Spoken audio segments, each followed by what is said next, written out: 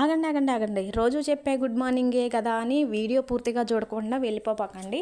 మిమ్మల్ని చిన్న సలహా చిట్కా అడుగుదామని అయితే వీడియో తీస్తున్నాను. ముందుగా అయితే అందరికీ గుడ్ మార్నింగ్. అందరూ కాఫీలు తాగారా, టీలు తాగారా, టిఫిన్లు చేశారా? సలహా ఏంటంటే, మిమ్మల్ని అడిగే సలహా ఏంటంటే, ఇప్పుడు అందరూ డెంగ్యూ జ్వరాలు వచ్చి మళ్ళీ తగ్గిన తర్వాత చాలా ఇబ్బంది పడుతున్నారు. నాకు లెక్కే చేతులు వాయటం, ఏళ్ళు వాయటం, కాళ్ళు వాయటం.